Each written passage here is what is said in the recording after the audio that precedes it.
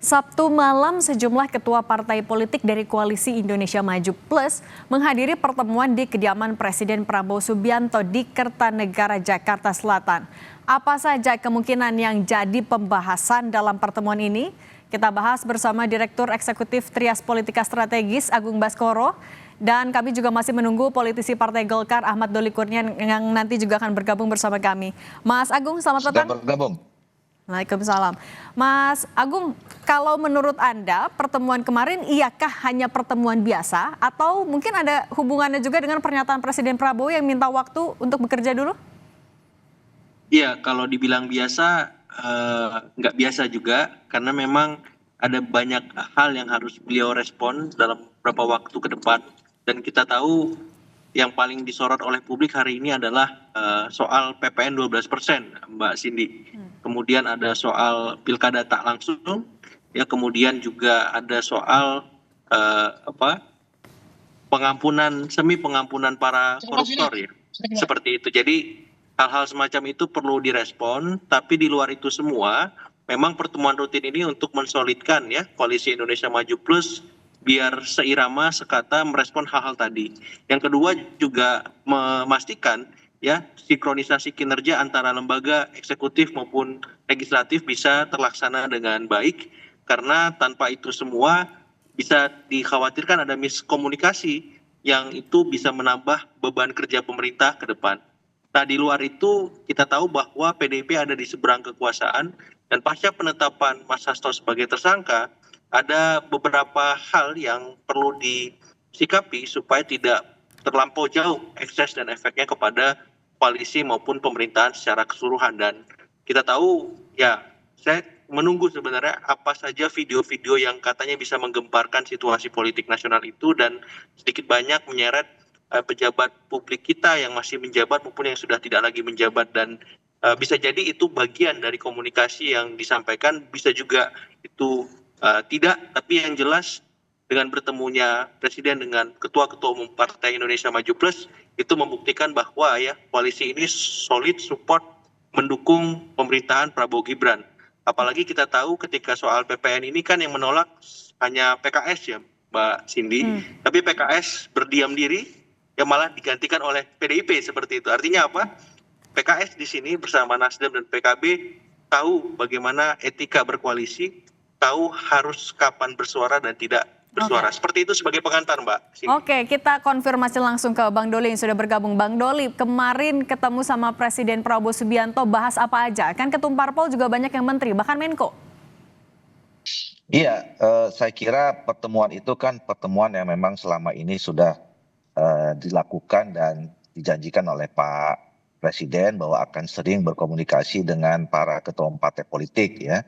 Nah, apalagi kan tadi seperti yang disampaikan oleh Saudara Agung, banyak isu-isu penting ya yang hari ini mengemuka, yang tentu Pak Presiden perlu mendapatkan masukan dari berbagai pihak ya, dari masyarakat termasuk juga para ketua partai politik. Jadi sebenarnya ini pertemuan biasa yang memang sudah diagendakan dilaksanakan secara rutin ya, pertemuan antara Presiden dengan para pimpinan partai politik pendukung dan pengusungnya gitu. Kebijakan yang perlu mendapat masukan publik itu yang mana prioritas atau topik utama yang kemarin dibahas? PPN kah, makan bergizi gratis kah, atau yang mana, Bang? Saya kira kalau dalam pertemuan itu pasti banyak hal yang didiskusikan ya, tidak terlalu spesifik ya. Nah, misalnya ya saya memberikan catatan underline juga, tentu kan dengan isu tentang PPN 12% ini, itu kan mau tidak mau, suka atau tidak suka juga pasti akan menjadi pembicaraan kan, dan harus direspons gitu. Kemudian yang kedua tadi misalnya melanjutkan pidato Pak Presiden merespons dari sambutan Ketua Umum Golkar pada saat hari puncak ulang tahun Golkar kemarin, berkaitan dengan perbaikan sistem politik kita, sistem demokrasi ya, yang setelah itu kan sampai sekarang menjadi wacana publik yang terus didiskusikan kan. Nah, dan itu kan suatu hal yang besar berkaitan langsung dengan partai politik. Karena beberapa kali saya sampaikan bicara tentang perbaikan sistem politik itu tidak terlepas dengan keberadaan atau eksistensi partai politik. Nah, yang lain misalnya tentang ya itu program-program utama ya Presiden, termasuk program makan siang gratis itu. Jadi saya kira pasti akan isunya banyak sekali yang dibahas dan tentu akan mendapatkan masukan dari para ketua partai politik itu. Tapi ada arahan baru nggak dari Pak Presiden soal ya terutama PPN yang paling dekat 1 Januari 2025? Ada arahan baru atau penekanan? Secara spesifik tentu nanti yang paling berkompeten itu kan bapak-bapak ketua umum yang langsung hadir pada saat itu ya. Tetapi kami mendapatkan informasi bahwa pembahasan agendanya itu terbuka, menyangkut dengan isu-isu yang sekarang mengemuka di publik. Oke. Kalau tadi Mas Agung juga memperkirakan kayaknya ada juga deh soal penetapan Hasto Kristianto sebagai tersangka yang bilang punya video juga dan lain-lain. Itu turut dibahas?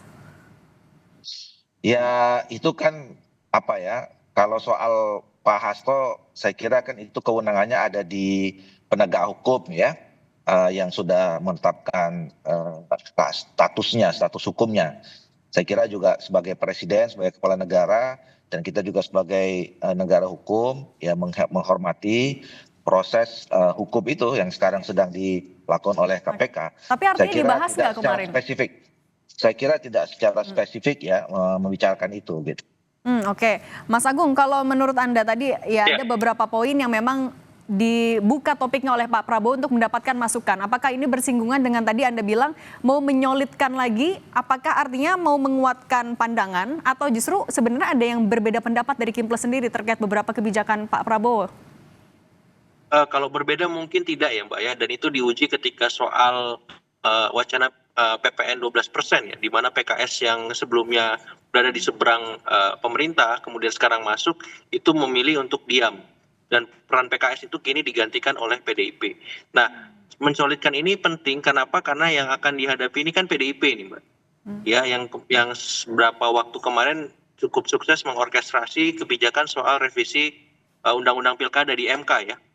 Dan itu membuat publik akhirnya bersatu untuk menggolkan undang-undang revisi tersebut diketok palu oleh MK. Dan saya kira dengan bertemunya kemarin Pak Prabowo bersama Ketua Kimples ini memastikan bahwa apapun keputusan Presiden nanti, pemerintah menunda ataupun menurunkan Perpu misalkan jadi atau tidak, ya pemerintah tetap jalan gitu, Kimples tetap solid mendukung, dan itu penting saya kira. Dan ini ujian pertama Kimples bagaimana mensupport total ya Presiden Prabowo, Mas Gibran, supaya memang bisa menggolkan ini menjadi sebuah solusi bagi penerimaan negara kita gitu. Yang kedua memang untuk memastikan bahwa apapun manuver PDIP di seberang sana walaupun sendirian tidak bisa dianggap sepele, karena DNA PDIP ini teruji baik sebagai oposisi maupun ketika berada di koalisi. Dalam konteks oposisi ya manuver gebrakannya cukup menggoncang seperti itu. Jadi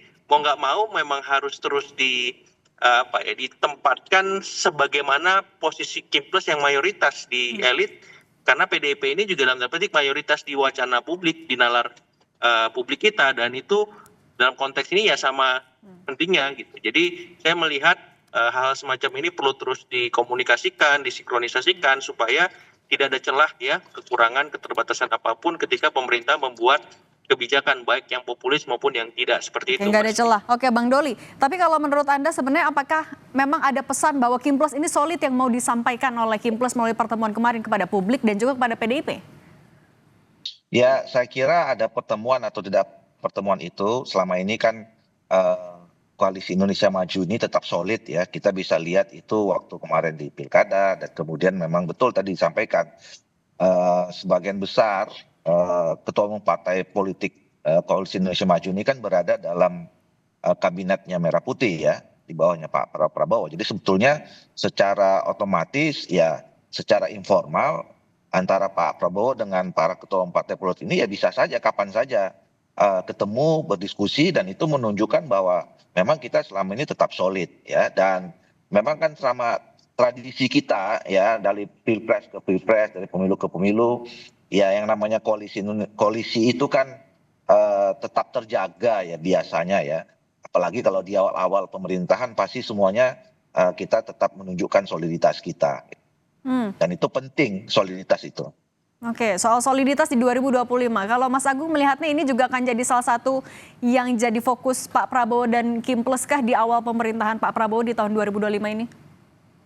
Otomatis Mbak, ya kebijakan yang tidak populis PPN ini salah satu batu ujian itu, salah duanya menanti gebrakan PDIP, ya apalagi sebentar lagi teman-teman PDIP akan kongres ya, bagaimana sikap politiknya, ketumnya gimana, sekjennya, bendumnya dan pengurus harian yang lain, karena tinggal PDIP yang tersisa di seberang kekuasaan dan PDIP ini memang harus dilihat tadi ya dalam proporsi yang sama dengan Kim Plus juga, karena apa?